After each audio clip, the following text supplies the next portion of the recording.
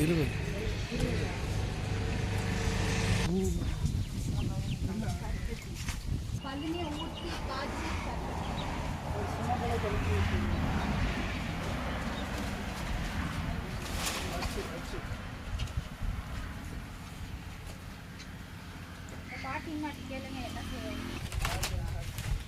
இந்த பதினியை அண்டாவை அடுப்பில் அண்டாவை தூக்கி வச்சு பதினியை ஊற்றணும்.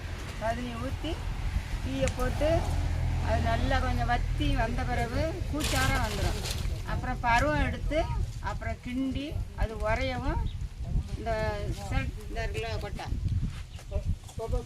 இதை பதிச்சு வச்சு அப்புறம் கோரி கோரி ஊற்றினோம்னா அப்புறம் காஞ்சிரும். அப்புறம் தட்டி தட்டி எடுத்துடணும். இது செய்யறதுக்கு எவ்வளோ நாள் ஆகுங்க? அது 3 மணி நேரம் ஆகும். 3 மணி நேரம் இதை காய்க்கணும்.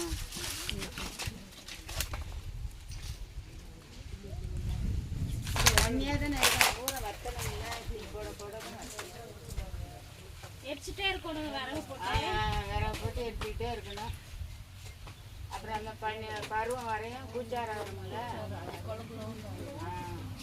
அது இன்னும் ஆகணும். ஆமாம்.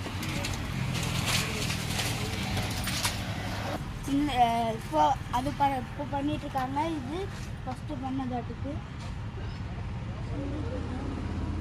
அது ஒன்றுதான் தம்பி.